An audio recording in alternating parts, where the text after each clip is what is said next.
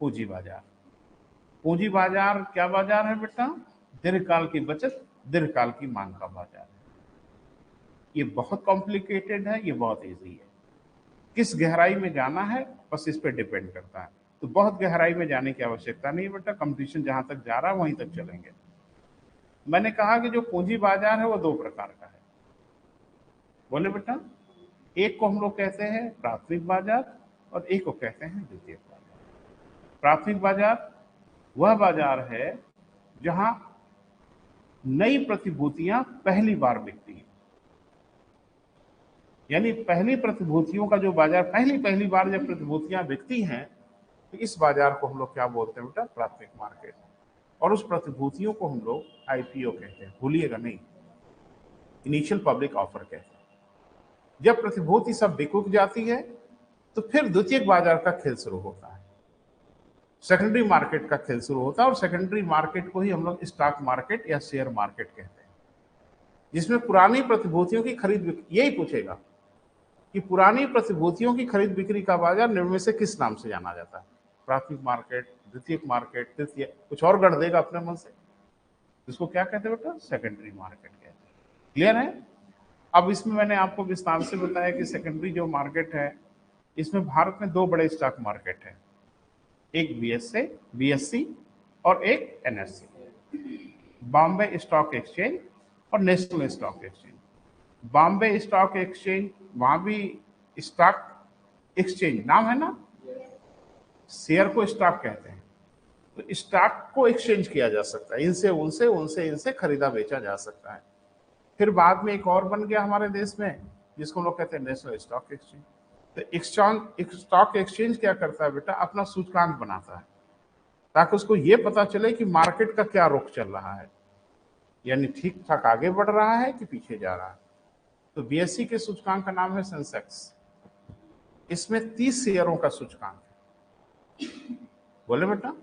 और एनएससी का जो वर्तमान में सूचकांक है उसको हम लोग कहते हैं निफ्टी 50।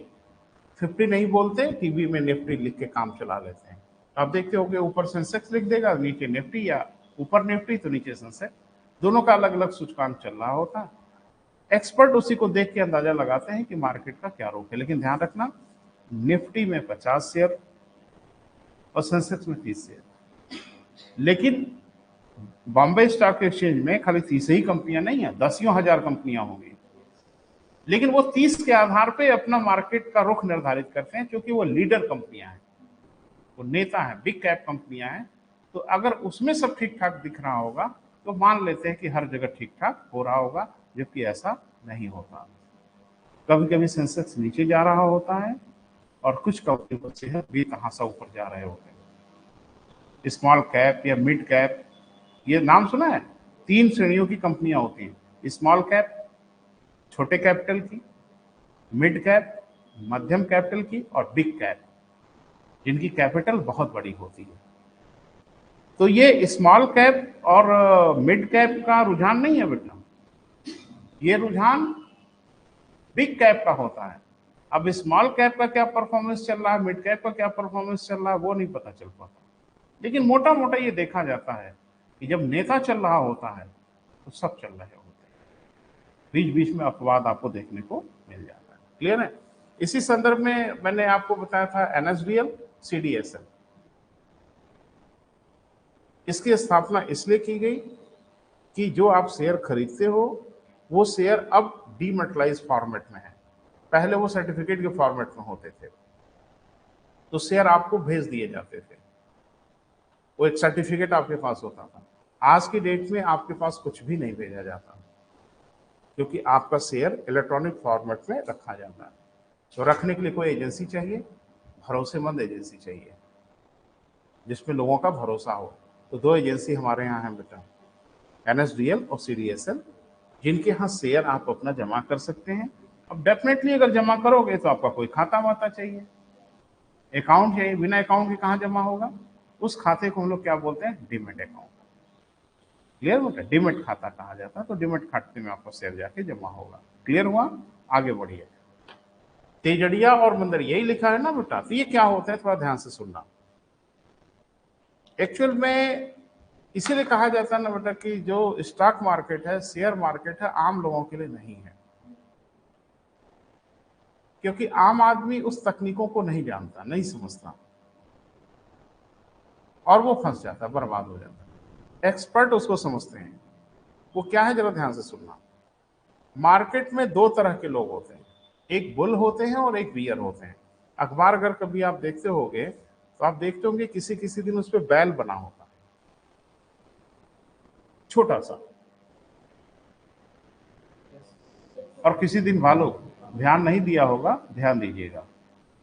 जब मार्केट तेजी से ऊपर जाएगा तो बैल, और आम बोलचाल की भाषा में बोला था मार्केट बुलिश हो रहा है। बुलिश मतलब मार्केट ऊपर की ओर जा रहा है। और जब शेयर मार्केट धड़ाम होगा, नीचे गिरेगा, तो बियर, भालू, कीमतें घट रही। ये क्या इशू है भाई, ये क्या मामला है? तो एक बात, ये जो बुलिश लोग हैं वो भी पैसा खूब कमाते हैं, और जो बियर है ना, मंदड़िया जिनको हम लोग कहते हैं, ये भी पैसा कमाते हैं। ये गिरते हुए मार्केट से कमाते हैं, वो चढ़ते हुए मार्केट से कमाते हैं। अब ये बात समझ में नहीं आ रही, थोड़ा हम आपको समझाने की कोशिश कर रहे हैं। जैसे मान लीजिए हमने एक शेयर खरीद लिया 10 रुपए का, तो अब जाहिर सी बात है कि शेयर को हम तब बेचना चाहेंगे जब इसकी कीमत 10 रुपए से ज्यादा हो जाए। बोल नहीं रहे, तभी तो फायदा होगा, नहीं तो कैसे फायदा होगा? नहीं तो क्या करेंगे, पकड़ के बैठे रहेंगे। 10 से 9.5 रुपया होगा, ना बेचेंगे नहीं। 9 हो गया, नहीं बेचेंगे। 8 हो गया, नहीं बेचेंगे। नहीं ही बेचना चाहिए। कब बेचना चाहिए आपको? जब वो 10 रुपए से ज्यादा का हो जाए। बोल नहीं रहे बेटा। मान लीजिए 10 रुपए से ज्यादा ही होने के लिए आपको लगभग साल भर का इंतजार करना पड़ा। हाँ, साल भर के बाद वो हो गया 13 रुपए का, बेच दिया आपने, 3 रुपए का प्रॉफिट हो गया। लेकिन साल भर तक तो पकड़ के बैठे रहे ना शेयर को, ना ना हिलने नहीं देंगे, बेचेंगे नहीं, अपने पास रखे रहेंगे। ये तेजड़िया का काम है। ये ध्यान से सुनना बेटा, बुल का काम है। वो इस प्रत्याशा में शेयर को खरीदते हैं कि जब इसकी कीमतें बढ़ेंगी तो बेच के हम प्रॉफिट कमाएंगे। ऐसी सोच वाले लोगों को बोला जाता है बुल। वो धड़ाधड़ शेयर इसलिए खरीद रहे होते हैं, इसकी कीमत अब लग रहा है बढ़ेगी, और जब बढ़ेगी तो बेच के हम प्रॉफिट कमाएंगे। और इसकी उलट भी सोच रखते हैं। थोड़ा हम आपको एक आंकड़े से दिखा रहे हैं, तब आप समझ पाएंगे बेटा अच्छे से। जैसे मान लीजिए कि एक कोई स्टॉक है, शेयर है। अब इसमें दोनों की करतूत जरा देखो, यानी बुल और बियर, ये दोनों क्या सोचते हैं। तो अगर बुल वाला है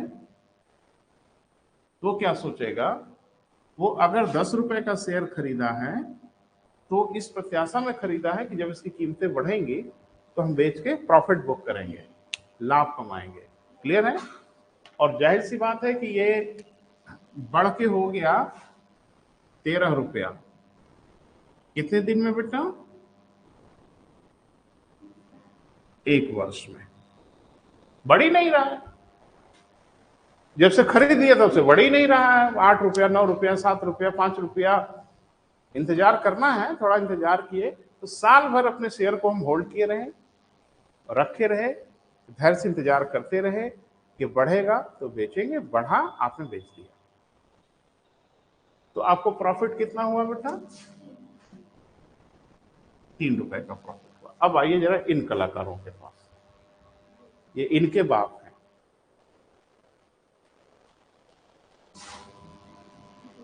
ये बियर वाले, इनका क्या काम है? ये भी वही काम किए,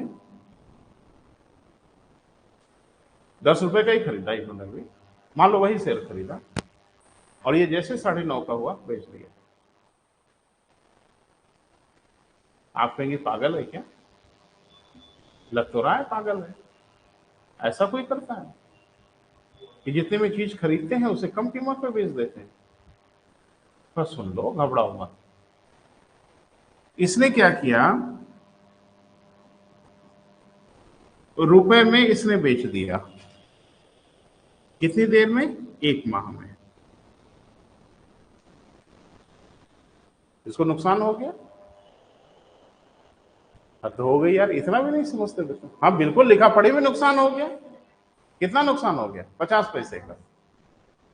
यानी इसको 1/2 रुपए का क्या हो गया बेटा? लॉस हो गया, नुकसान हो गया। ठीक है। अब हुआ क्या कि 5 रुपए तक चला गया गिरते गिरते अगले 3 महीने में। तो नेक्स्ट 3 मंथ में कहां चला गया बेटा? 5 रुपए का। इसने फिर खरीद लिया। अब बोलो इसको प्रॉफिट हुआ कि लॉस हुआ? अब प्रॉफिट हो गया। बोल नहीं रहे। तो एग्जैक्टली उसने अपना 50 पैसे का नुकसान तो किया, बोले, लेकिन फिर खरीद लिया उसने।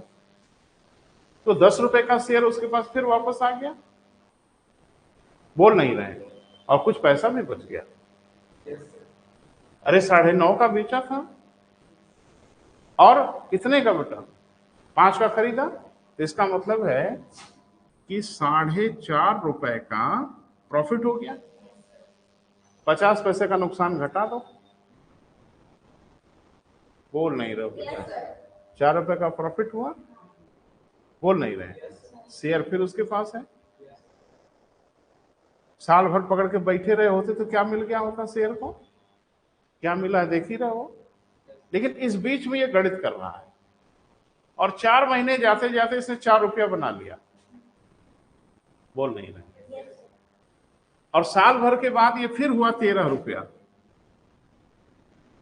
फिर बेचा। 5 रुपए का शेयर बेच दिया। कितना? 13 रुपए। कितना प्रॉफिट हुआ?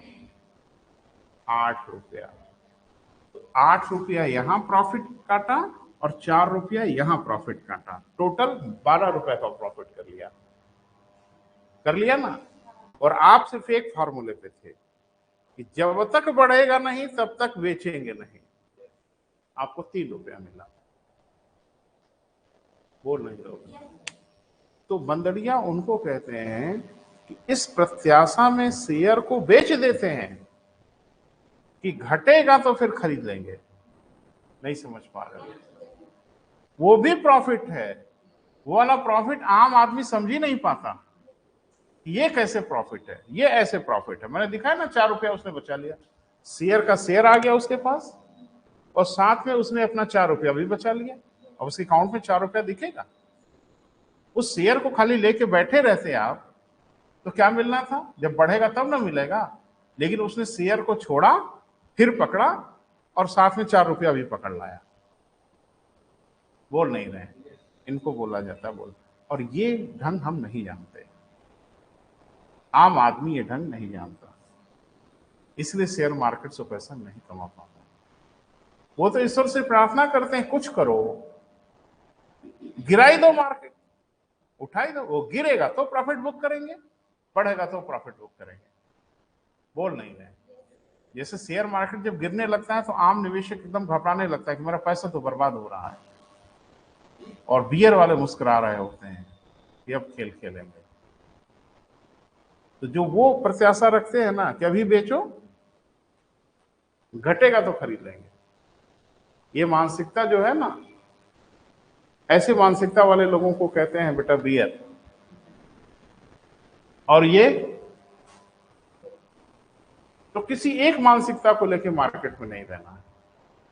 जहां देखो होता क्या है कि हमने 100 रुपए का शेयर खरीदा, अब अगले दिन हो गया 90 रुपया।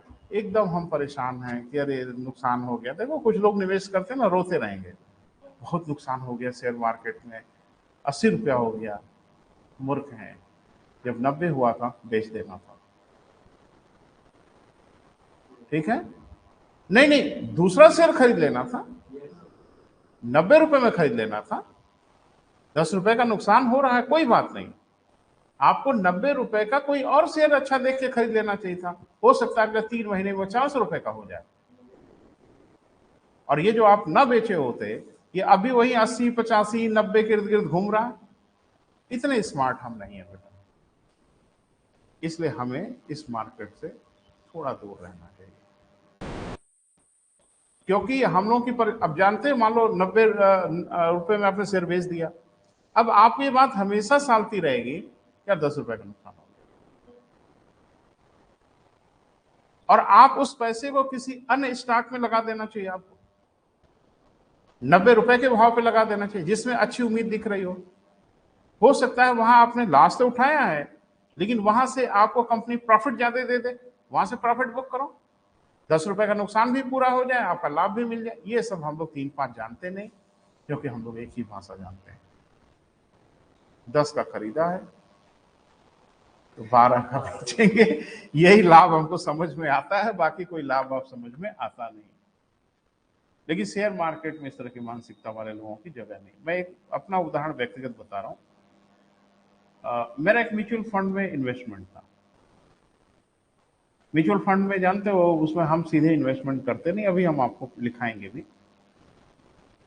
उसमें कंपनियां होती हैं जो म्यूचुअल फंड बनाती हैं, वो निवेश करती हैं, वो एक्सपर्ट लोग हैं। मेरा एक म्यूचुअल फंड में निवेश था और पैसा बढ़ ही नहीं रहा था, पड़ा हुआ था। अचानक एक दिन मेरे मोबाइल, सब आजकल जुड़ा हुआ है ना बेटा, आधार से मोबाइल से सब कनेक्टेड है, एक मैसेज आया कि आपका फंड बदल दिया गया। मैंने फंड का जो पैसा जिस फंड में लगा था उससे पैसा निकाल के किसी और फंड में लगा दिया, म्यूचुअल फंड कंपनी ने, बिना मेरी मर्जी के। मुझे पहले थोड़ा खराब लगा। मेरा जो फंड था एनर्जी फंड था, वो बढ़ नहीं रहा था। म्यूचुअल फंड कंपनी ने मेरा पैसा निकाल के लगा दिया विजन फंड में, और मेरे यहाँ बस एक मैसेज आ गया कि सर आपका पैसा इस फंड से उस फंड से भेज दिया गया। मुझे बहुत गुस्सा लगी। एक तो साल भर से एक चवन्नी बढ़ नहीं रही है, ऊपर से बिना मेरी मर्जी के फंड भी बदल दिया। लेकिन फिर मुझे बाद में बड़ा अच्छा लगा, क्योंकि मेरा पैसा अगले 2 साल में 8 गुना बढ़ गया। तो मैं तो ढूंढ रहा था जिन्हें फंड बदलने का फैसला लिया, उनको मैंने ईमेल पे एक थैंक्स लेटर भेज दिया, बस बस आप ऐसे बदलते रहा करो, टेंशन मत लिया करो, मुझे बताने की कोई जरूरत नहीं। हमको इस बात से कोई लेना देना नहीं कि मेरा पैसा कहाँ लगा है। मेरा लेना देना सिर्फ ये है कि मुझे प्रॉफिट हो रहा है कि नहीं हो रहा है। वो कैसे कर लेते हैं? वहां एक्सपर्ट की पूरी टीम बैठी हुई है, सैकड़ों हजारों कर्मचारी लगे हुए हैं, लैपटॉप अपना सिस्टम लेके रातों दिन विश्लेषण कर रहे हैं, एनालिसिस कर रहे हैं कि अब क्या किया जाए, यहां से पैसा निकाल के उधर झोंको, उधर से निकाल के इधर फेंको। हमारे पास वही काम है दिन भर। तो आप दूर ही रहें तो बेहतर है, क्योंकि ये वो करे जिसके पास थोड़ा वक्त हो और मार्केट की एनालिसिस कर रहा हो। क्लियर है बेटा? लिख लो, सुनते रह जाओगे। पहला लिखो बेटा, बुल। बुल को हिंदी में क्या कहते हैं बेटा? तेजड़िया।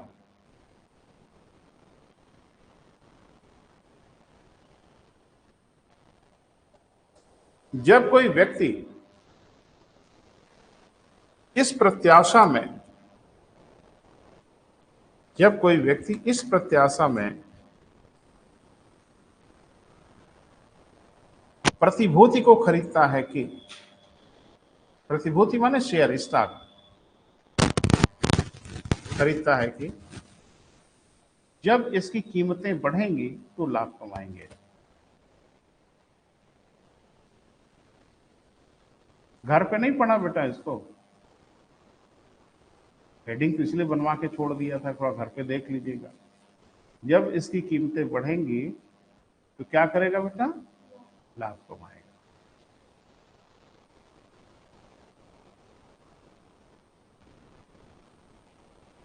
एक्चुअल में हम लोग ना मानसिक रूप से बुलिश हैं,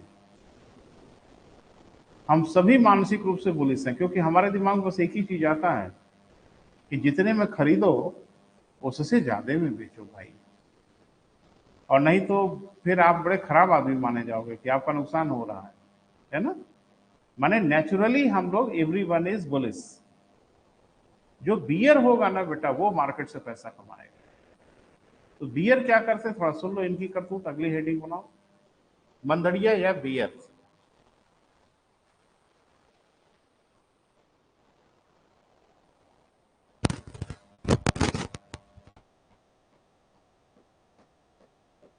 इस प्रत्याशा में प्रतिभूति को बेचते हैं कि, इस प्रत्याशा में प्रतिभूति को बेचते हैं कि जब इसकी कीमतें घटेंगी तो पुनः खरीद लेंगे।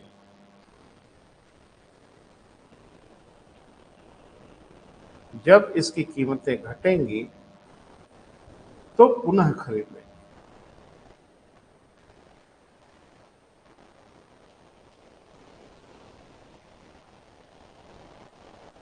ठीक है बेटा, तो पुनः खरीद के क्या करेंगे? लाभ कमा लेंगे। 9 का बेच के 9 रुपये आ गया ना आपके पास, और उसको हम 4 में खरीद लें तो शेयर फिर आ गया, साथ में 5 रुपया मेरा बच भी गया। ये बचत ही तो है, प्रॉफिट ही तो है आपकी, और क्या है? तो उनका ये हथकंडा है, यही आम आदमी नहीं समझ पाता, और आम आदमी इसको समझ नहीं पाता। इसलिए सेबी बार बार आपसे आग्रह करती है कि शेयर मार्केट से दूर रहिए आप, क्योंकि आप इस मार्केट की उठापटक नहीं समझ पाते, बर्बाद हो जाएंगे। यहाँ 2, 4, 5 करोड़ वाला कुछ नहीं है, कहाँ गायब हो जाएगा उसका पता ही नहीं चला, क्योंकि यहाँ बड़ी बड़ी मछलियां हैं जो एक साथ 5-5 हजार 10-10 हजार करोड़ रुपया झोंकती है मार्केट में, तो मार्केट की दिशा निर्धारित करती है।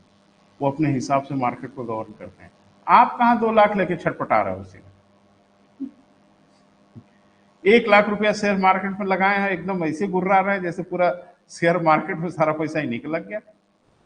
अरे महासागर में एक बूंद पानी के बराबर भी आपके पैसे की औकात नहीं है। वो पैसा कहाँ गायब हो जाएगा पल भर में पता ही नहीं चलेगा बेटा। यहां तक क्लियर हुआ बेटा? अब एक हेडिंग बना लें, शॉर्ट सेलिंग। ये सब नाम इंग्लिश में ही लिखने पड़ेंगे बेटा। क्या नाम है बेटा? Short selling. ट्रांसलेट मत करिएगा इसको, ट्रांसलेट करेंगे अंडरबंड हो जाएगा। वो जैसे है वैसे ही रहने दीजिए। तो शेयर मार्केट एक नई अपॉर्चुनिटी देती है। वो अपॉर्चुनिटी ये देती है कि बिना पैसा लगाए ही पैसा कमा सकते हैं। अकाउंट से आपका पैसा हिलेगा नहीं और पैसा आ जाएगा आपके पास। वो कैसे होगा थोड़ा सुन लीजिए। व्यवहारिक है चीजें, तो मुझे व्यवहार से आपको समझाना पड़ेगा। एक्चुअल में शेयर मार्केट की जो टाइमिंग है ना बेटा, वो लगभग 9:30 बजे से 3:30 बजे तक, यानी सुबह 9:15 9:30 के आसपास से 3:30 वाला टाइम एकदम फिक्स है। इसी के बीच में शेयरों की खरीद बिक्री हो सकती है। इसके बाद वो मार्केट सब आजकल तो नेट से गवर्न होता है। जैसे घड़ी 3:30 दिखाएगी सर्वर स्टॉप कर देगा, सारा लेन देन बोल नहीं रहे। ये बात समझ आ रही है? यानी कि स्टॉक मार्केट में सारा लेन देन 3:30 बजे तक होगा।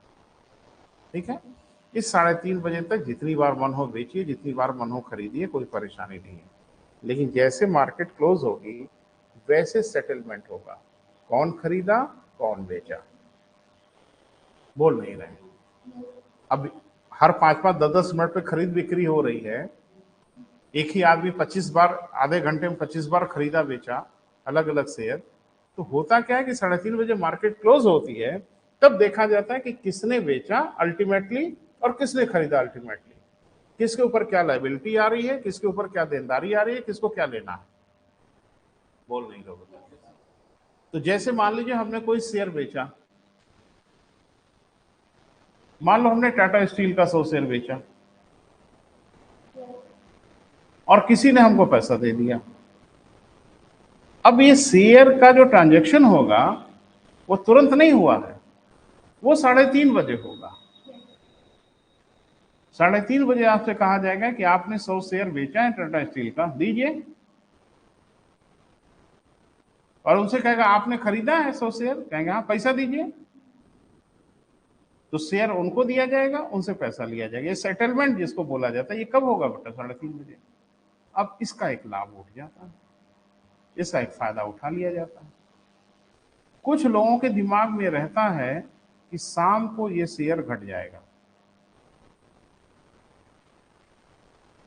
सुबह 9:30 जो इसकी कीमतें हैं, शाम को वो कीमत नहीं रहेगी, घट जाएगी। क्लियर है? इसका उपयोग कर सकते हैं। वो क्या करते हैं कि जैसे उनको ये अनुमान लग गया कि शाम को ये स्टॉक घटेगा, वैसे किसी को 100% लग नहीं पाता, क्योंकि 100% लग जाए ना तो अरबपति बनने में टाइम नहीं लगेगा। अनुमान होता है, गलत भी हो सकता है, सही भी हो सकता है। तो जैसे मान लीजिए टाटा स्टील का शेयर 500 का है सुबह 9:30 और हमारे दिमाग में बिल्कुल आ गया कि शाम तक ये 400 रुपए का हो जाएगा।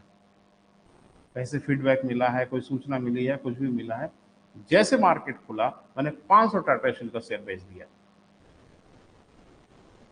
किस रेट पे? 500 के रेट पे।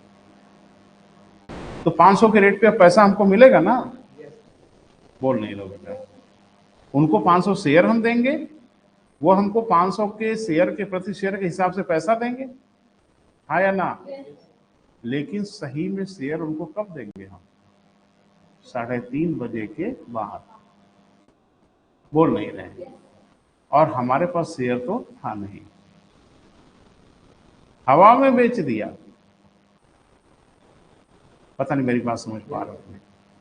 9:30 बजे टाटा स्टील का 500 शेयर बेच दिया, तब जबकि इनके पास कोई शेयर नहीं था। लेकिन शर्त यह है कि 3:30 बजे के पहले आपके पास 500 शेयर हो जाना चाहिए।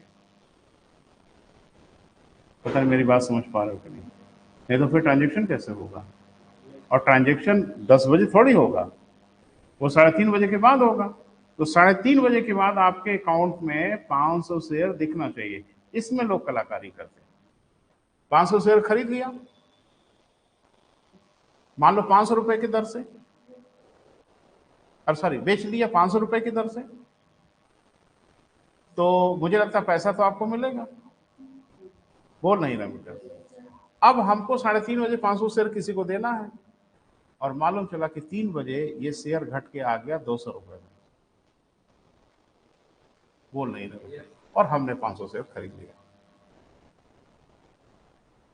तो पाया कितना? 500, और दिया कितना? 200।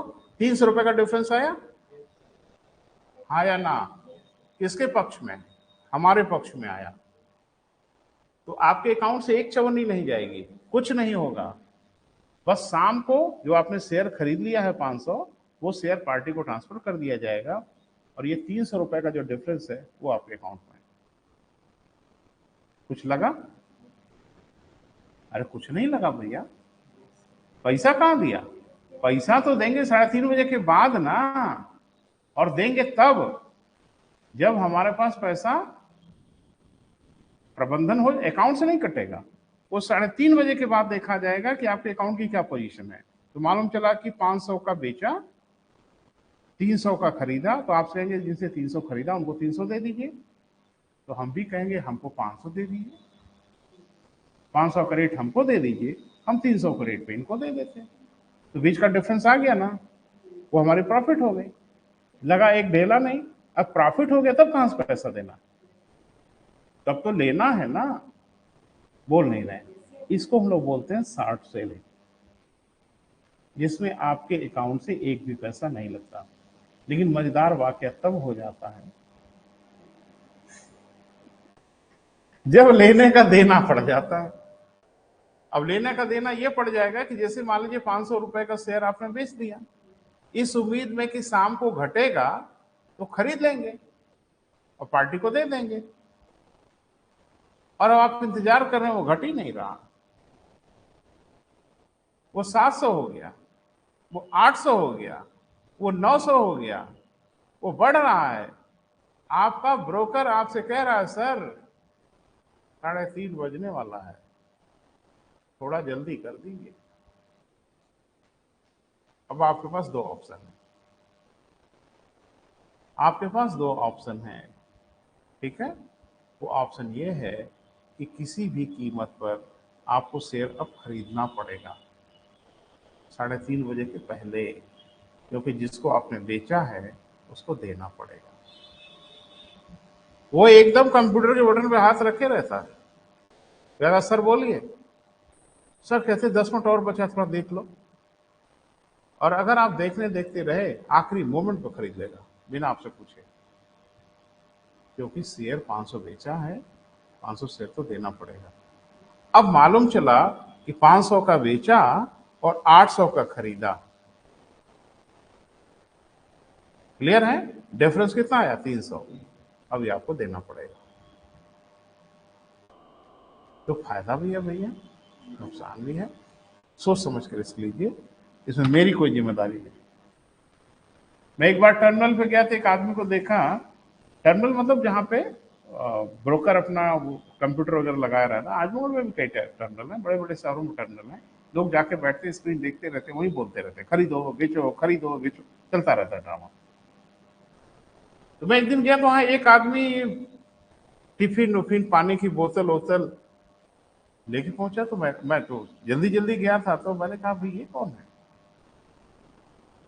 कहा ये रोज आते हैं, ये 3:30 बजे चल, 9:30 बजे आ जाएंगे, टिफिन पानी की बोतल, जैसे सरकारी नौकरी हो, और यही कुर्सी पे बैठेंगे, एक छोटी सी डायरी, पेन, और ये हमको कमांड देते जाएंगे, इतना शेयर खरीदो, खरीद देता हूं मैं, ये नोट कर रहे, इतना शेयर बेचो। ये दिन भर यही करते रहते हैं और एक पैसा इनका लगता नहीं। खरीदो बेचो, और शाम को जब यहां से जाते हैं तो 5 से 6 हजार रुपया इनकी पॉकेट में होता है। ऐसे में लोग जिंदगी जी रहे हैं, टर्मिनल पे बैठ के पैसा कमा ले रहे हैं, शॉर्ट सेलिंग कर करके। लेकिन वो बहुत रिस्क नहीं लेते, बस 2-4 रुपए पे काम कर लेते हैं। जैसे देखेंगे कि 2 रुपया घटने वाला है तो कह देंगे कि भाई ये एनटीपीसी का 500 शेयर खरीदिए। जैसे 2 रुपया डाउन हुआ, वैसे बेचा है तो खरीद लेंगे, खरीदा है तो बेच देंगे।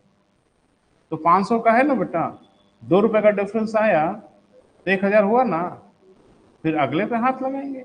ऐसे करते करते शाम तक। मैंने उससे यही पूछा कि मैंने ये आप श्योर हो कि रोज ये कमा के जाते ही हैं? कहा कि लगभग, लेकिन किसी किसी दिन चपेटे में भी आते हैं, लेकिन वो संख्या थोड़ी कम है। तो ओवरऑल ये महीना में पैसा कमा लेते हैं। ये सब शेयर मार्केट इसके लिए नहीं बना है। शेयर मार्केट ये बना कि पैसा लगाइए, चैन से सोइए, धैर्य से 1-2 साल 3 साल इंतजार करिए, आपको प्रॉफिट जरूर होगा। क्लियर है मतलब? लिख लें। हाँ, लिखे। स्टॉक मार्केट में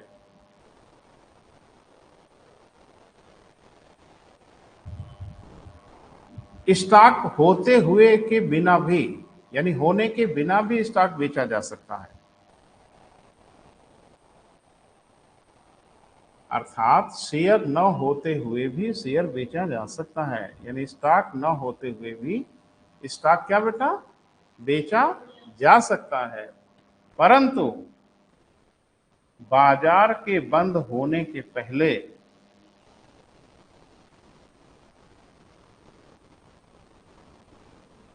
उसे खरीदा जाना अनिवार्य है।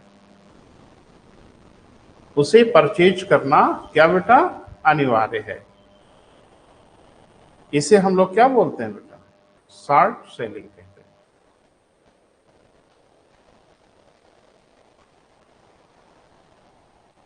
अब थोड़ा सा बेटा एक नोट बनाइए, काम की चीज लिखते हैं और आज खत्म भी करेंगे अभी। फिर अगली टॉपिक को हम लोग पढ़ेंगे मौद्रिक नीति पे, है ना बेटा? तो थोड़ा सुनो। आज की डेट में विदेशी लोग भी भारत के शेयर मार्केट में पैसा लगाते हैं, और भारत भी विदेशी शेयर मार्केट में पैसा लगाता है, लगा सकते हैं। हम भी अमेरिका के स्टॉक मार्केट से शेयर खरीद सकते हैं, अमेरिका भारत के शेयर मार्केट से वहां के लोग शेयर खरीद सकते हैं। तो इसकी प्रक्रिया थोड़ी टेक्निकल है बेटा, तो उसको थोड़ा सा लिखना पड़ेगा। पहला लिखें ADR, कैपिटल में लिखिएगा ADR।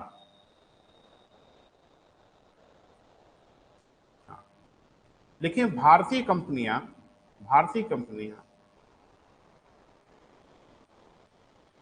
USA से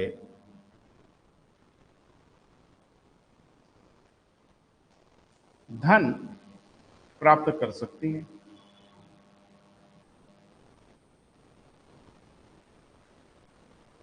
तो धन कैसे प्राप्त होगा भैया? शेयर बेच के। अमेरिका के लोग शेयर खरीदेंगे तभी ना आपको धन प्राप्त होगा। तो भारतीय कंपनी अपना शेयर अमेरिका में बेच सकती है। क्लियर है?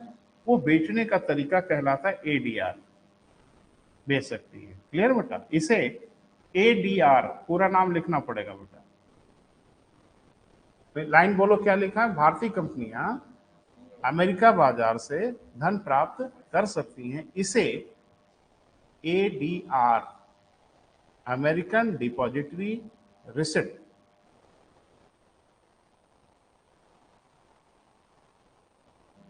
एडीआर को क्या कहते हैं बेटा? अमेरिकन डिपॉजिटरी रिसिप्ट के माध्यम से कर पाते।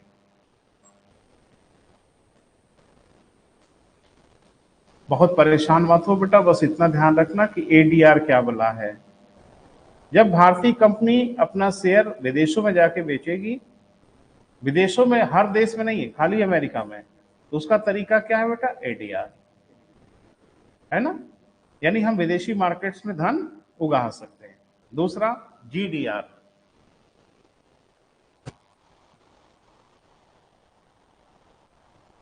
ये क्या है बेटा? Global depository receipt.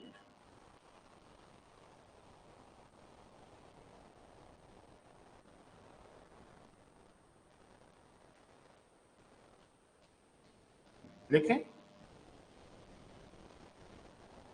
यूएसए के साथ साथ अन्य देशों के साथ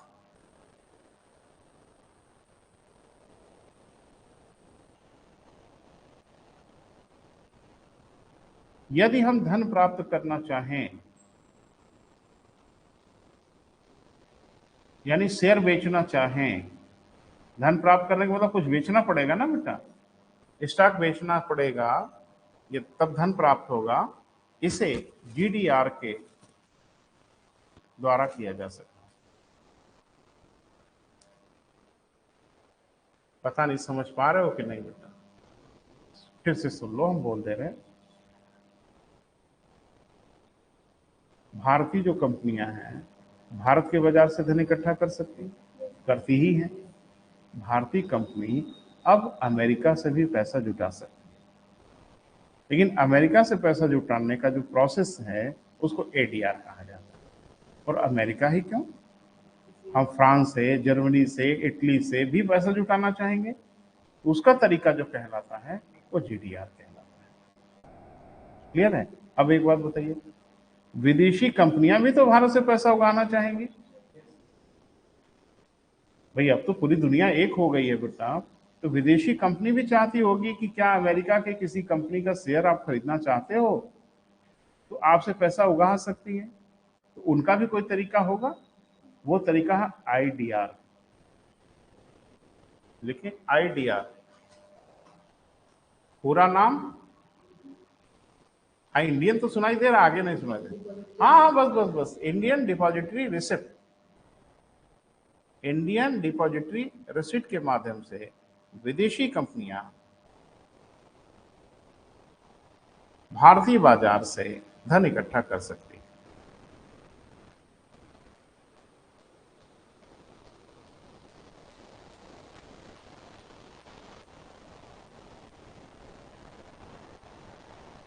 ठीक है बेटा? हाँ, अब एक नोट बनाइए और इसको समाप्त करेंगे आज। एक नोट लिखिए बेटा,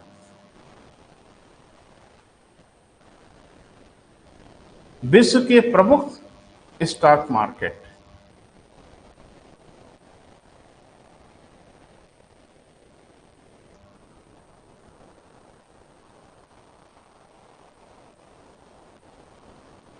ठीक है बेटा? तो एक तरफ स्टॉक मार्केट का नाम और एक तरफ देश कहाँ का है। नहीं समझ पा रहा हूं मैं क्या कह रहा हूं?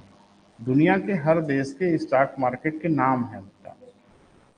तो किस देश का है, ये बड़ा फ्रिक्वेंट पूछा जाता है। तो थोड़ा सा लिख लो बेटा, एक तरफ स्टॉक मार्केट का नाम और एक तरफ देश। संख्या बहुत अधिक नहीं है, 4-5 अधिक से 4 लिखेंगे।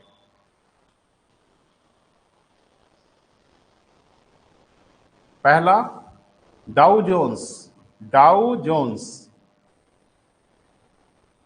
स्टॉक मार्केट का नाम है बेटा। कहाँ का? ये न्यूयॉर्क स्टॉक मार्केट का नाम है बेटा, डाउ जोन्स माने यूएसए।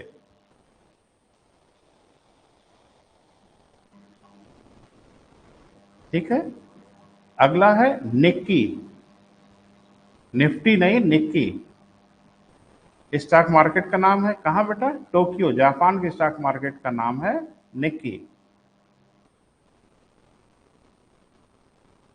हो गया बेटा, निक्की। अगला मिड डेस्क, मिड डेस्क कहां का है बेटा? जर्मनी का है।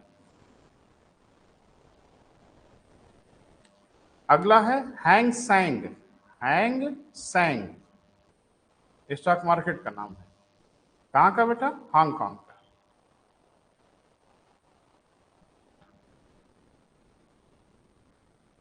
ठीक है बेटा। अब थोड़ा सा बेटा और सुनिए तो फिर समाप्त करते हैं। जैसे हर देश ये चाहता है कि विदेशों से हमारे देश में पैसा आए, जिसको हम लोग कहते हैं फॉरेन इन्वेस्टमेंट, विदेशी निवेश इस देश में आए। प्रधानमंत्री भी परेशान रहते हैं, पूरा देश परेशान रहता है, दुनिया का हर देश चाहता है उनके देश में विदेशों से पैसा आए। क्लियर है बेटा? जिसको हम लोग क्या बोलते हैं? विदेशी निवेश, फॉरेन इन्वेस्टमेंट। किसी देश में जो विदेशी निवेश होता है वो दो तरह से होता है। एक, उसके स्टॉक मार्केट में पैसा आए। अरे भाई, भारत का शेयर कोई विदेशी कंपनी खरीदेगी तो भी विदेशों से भारत में निवेश बढ़ रहा है। ये एक निवेश यह भी है, यानी स्टॉक मार्केट में निवेश। और एक है सीधा निवेश, जिसको कहते हैं डायरेक्ट इन्वेस्टमेंट। ये क्या होता है? जैसे एप्पल कंपनी ने फैसला किया है कि भारत में एप्पल की फैक्ट्री लगाएगी, बोल नहीं रहे, तो एप्पल की फैक्ट्री बनेगी। फैक्ट्री बनेगी तो यहाँ के लेबर ओबर उसमें इन्वॉल्व होंगे। फैक्ट्री बन जाएगी तो कर्मचारी भी भारतीय होंगे, बोल नहीं रहे हैं। लेकिन उसका पैसा जो खर्च हो रहा है वो एप्पल कंपनी अफोर्ड करेगी, भारत सरकार क्यों अफोर्ड करेगी? ये भी तो विदेश से ही निवेश हुआ। लेकिन इसको बोला जाता है फॉरेन डायरेक्ट इन्वेस्टमेंट, एफडीआई, बोल नहीं रहे। इसको हिंदी में कहते हैं विदेशी प्रत्यक्ष निवेश। और शेयर मार्केट में ही पैसा आता है। इसको क्या बोलते हैं बेटा? प्रत्यक्ष निवेश नहीं कहते, इसको कहते हैं foreign FII, F foreign institution investment, यानी विदेशी संस्थागत निवेश कहते हैं। दोनों से पैसा निवेश होता है भारत में। अब आप ये बता पाएंगे कौन वाला अच्छा है? हैं? बेहतर किसे माना जाता है? बिल्कुल, कहने की जरूरत है। विदेशी जो संस्थागत निवेश है उसकी परेशानी कि एक क्लिक दबेगा पैसा निकल जाएगा। जो विदेशी निवेश शेयर मार्केट में हो रहा है भारत में, वो एक सेकंड में जा सकता है। आ रहा है, बड़ी अच्छी बात है, लेकिन भागेगा भी उतनी ही तेज। लेकिन विदेशी जो प्रत्यक्ष निवेश हो रहा है, डायरेक्ट इन्वेस्टमेंट हो रहा है, वो कहां भाग के जाएंगे? और हम तो चाह ही रहे कि भाग जाए। अभी ना भागे, फैक्ट्री वैक्ट्री बनाओ ना लो सब, तब भागो। फैक्ट्री लेके भाग जाओगे, बोल नहीं रहे। तो इसीलिए किसी देश में प्रत्यक्ष विदेशी निवेश को अच्छा निवेश माना जाता है। निवेश तो भारत में भी हो रहा है विदेशी, निवेश तो चाइना में भी हुआ बहुत विदेशी।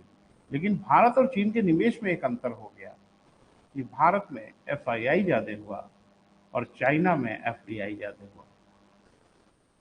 आज आप कोई भी लैपटॉप देखो, किसी भी ब्रांड का मोबाइल देखो, एप्पल का फोन देखो, एप्पल का लैपटॉप देखो, मुझे लगता है ढेर सारे इलेक्ट्रॉनिक डिवाइस, और देखोगे हर जगह लिखा होगा made in China. Made in China मतलब चाइना का नहीं है, फैक्ट्री उसकी चाइना में है, तो कंपनी जाके वहां बनाई बनाई होगी ना बेटा। ठीक है, थोड़ा लिख लिया जाए। विदेशों से होने वाला निवेश दो भागों में बांटा जाता है। विदेशों से होने वाला निवेश कितने बेटा? दो भागों में बांटा जाता है।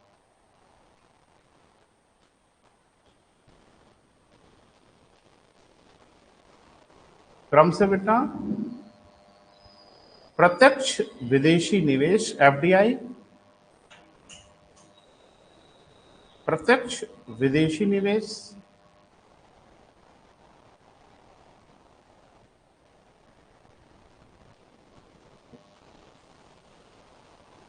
एफडीआई को इंग्लिश में क्या कहेंगे बेटा? फॉरेन डायरेक्ट इन्वेस्टमेंट, हिंदी में प्रत्यक्ष विदेशी निवेश। और दूसरा है बेटा एफआईआई, फॉरेन इंस्टीट्यूशनल इन्वेस्टमेंट, विदेशी संस्थागत निवेश।